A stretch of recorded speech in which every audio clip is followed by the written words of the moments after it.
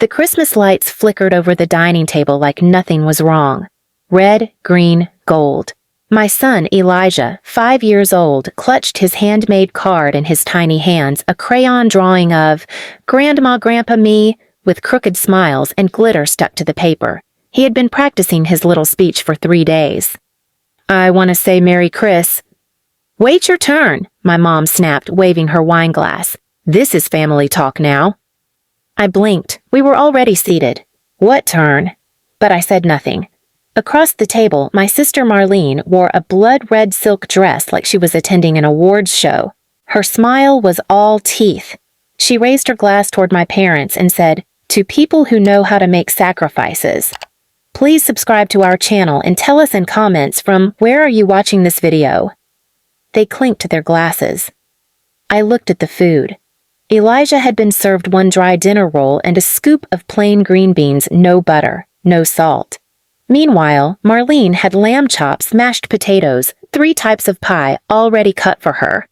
I tried to move Elijah's plate closer to mine to share what little I had. My mother's eyes flashed.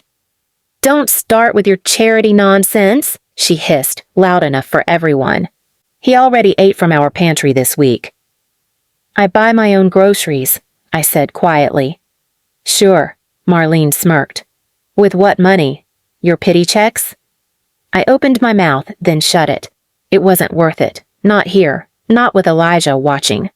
My father leaned back in his chair like a king about to declare war. "Marlene just got her second promotion. 2 cars now. And you still live in our basement apartment, playing babysitter to a mistake." Elijah flinched. I pulled him into my lap. "I'm sorry. What did you just call him?" I whispered. "A mistake," my mom said, chewing. "You never should have kept him. We told you to get rid of it back then." "Don't say that in front of him." I choked. Elijah's little fingers were digging into my sweater, his eyes darting between the faces like he was watching a storm coming. "Why not?" Marlene said. "He should hear it now so he doesn't get confused later when nobody shows up to his school recitals." "Marlene," I said, trembling, "he's your nephew." "He's nothing, just like his mom." That's when I stood. I grabbed Elijah's hand, trembling with shame and rage, and tried to walk toward the coat rack. But then came the final blow. A plastic trash bag, dropped in front of the door. "Take your Leech's belongings and go," my mom said, sipping her wine like it was the most casual thing in the world. "We need the basement for storage." Marlene burst out laughing. "Merry Christmas, sis. You didn't think you were family, did you?" I stared at the bag. Inside was Elijah's stuffed animal, a toothbrush, and one of my bras. Nothing else. My name was not on any of the Christmas presents. My father hadn't looked me in the eye all evening. My mother had used Elijah's milk money to buy Marlene a designer purse. I knew that now. My son was holding back tears. "Do we have to go?" he asked, voice wobbling. I knelt down and looked him in the eyes. "Not forever." I picked up the trash bag. My father scoffed. "Finally acting like the maid you were meant to be." I paused, turned around, and smiled. Something broke in me then, not sadness, not fear, but something colder, quieter. A voice that said, "This will never happen again." "Thanks for the lesson," I said, meeting my mother's eyes. "You gave me everything I need." "You mean a trash bag?" Marlene laughed. "No," I said, stepping outside into the snow. "A reason." I walked out without another word. I didn't cry. Not then. Elijah tucked his face into my coat, and I could feel his heartbeat. I didn't tell him, but I already knew. That was the last Christmas they'd ever control. That was the moment I chose revenge. Not petty. Not soft. Not loud. But something that would burn so slowly they'd never stop feeling it. And this time, I wouldn't be the one begging for a seat. I'd be the one deciding who got to eat at the table. The cold bit into my skin as we walked through the snow, Elijah's shoes soaked through in minutes. The bus stop was empty, no shelters open, and my last paycheck had gone to rent for a room they just gave away without a word. I called my coworker, Jenna, who was off for the holidays. She didn't ask questions, just whispered, "Come over. Now." She cleared a space in her tiny living room, laid out an old comforter, and said, "It's not much, but he'll be warm." I didn't sleep that night. I stared at the ceiling while Elijah snored next to me, his little arm flopped across my ribs. My body shook not from cold, from remembering every single humiliation they'd ever dressed up as parenting. When I was 13 and asked for deodorant, my mother said, "You don't need any. You're not close enough to people to offend anyone." When I turned 18 and Marlene got a car, I got a mop bucket. When Elijah was born and I begged them to come to the hospital, they went to a winery instead. But Christmas was the final crack. The next morning, I left Elijah with Jenna and went out to walk. My legs took me to the edge of the city where construction signs littered the blocks and glass towers were halfway up. That's when I saw the plot, the one I'd cleaned houses next to for months. Coming soon, Wexford Living Luxury Apartments.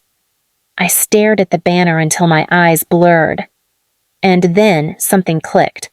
Wexford Living was owned by an old couple, the Kleins, whom I had cleaned for briefly 2 years back. Rich, eccentric, hated bootlickers, loved grit.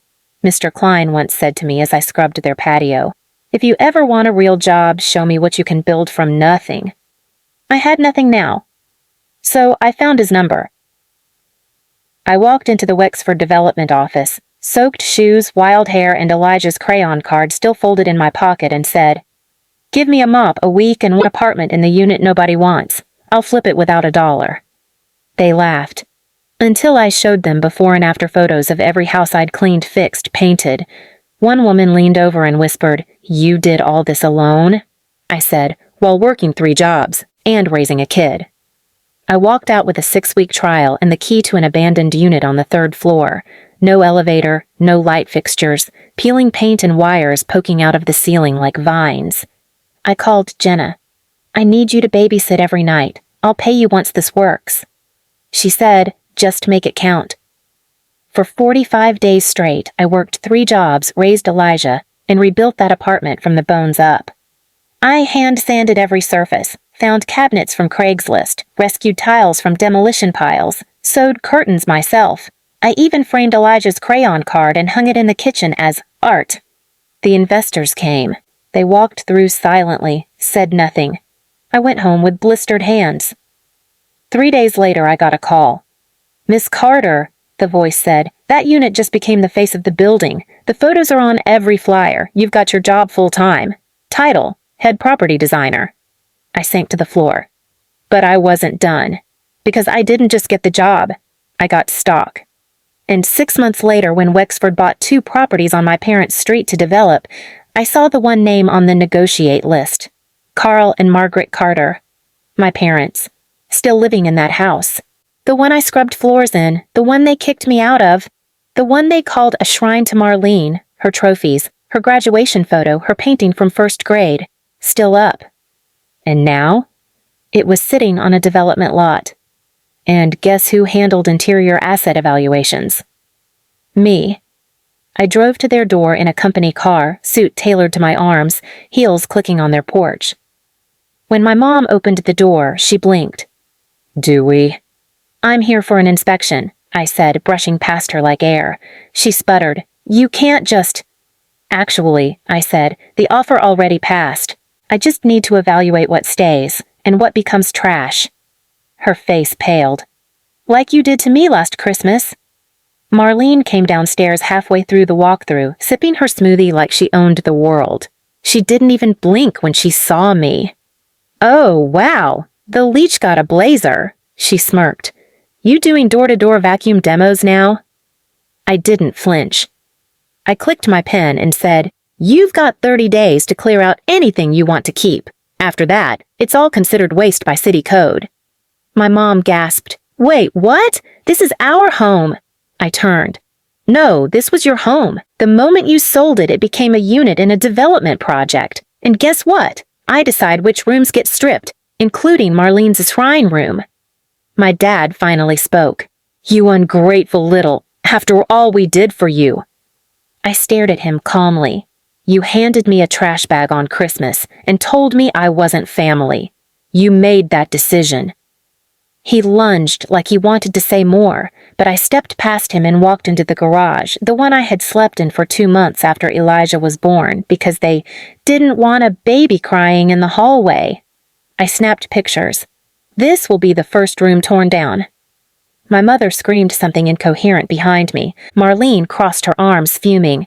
"This is still illegal somehow. You're a rat and rats don't win." I looked at her with an expression she'd never seen from me before. Not rage, not hurt. Control. I said, "You know what's ironic? Wexford is naming every floor after a woman who helped build it. Floor 3? That's mine. And right next to the elevator wall is a plaque. I put Elijah's card on it, the one he made the night you all kicked us out." Marlene scoffed. "Who's gonna care about a kid's doodle?" I smiled. Funny. The investor's wife cried when she saw it. She said, "This is the kind of building I want my kids to grow up in." That drawing got me promoted to lead 3 more properties, and I kept it there not as decoration, as a warning. I paused. "Because your names, all 3 of yours, are banned from ever leasing or buying on any Wexford property in the state." My mom's knees buckled. "You can't do that." "Actually," I replied, holding up a paper, "the board voted unanimously last week. The clause is written in. Official. You'll have to explain it every time a buyer does a background check on this address." Huh, Dad's jaw tightened. "This isn't a win. This is petty. You'll die alone." I nodded slowly. "Maybe, but I won't be ashamed while I'm dying." Then I handed them one last envelope, the kind they once handed me, full of rejection. Inside were photos. Me and Elijah standing in front of the completed floor I built, smiling, holding keys to our new place unit 301, the one no one believed I could finish. My mom dropped the envelope. I whispered, "You threw me out with garbage. I built something from it." As I walked out, I didn't look back. Outside, Elijah was waiting in the car with Jenna. He waved. I opened the door and he asked, "Did they say sorry?" I buckled him in, kissed his forehead, and said no, but they said everything I needed to hear in silence. As we pulled away, the demolition truck arrived behind us. And I didn't smile. I just exhaled. Finally, empty of them. Please subscribe to our channel and tell us in comments from where are you watching this video.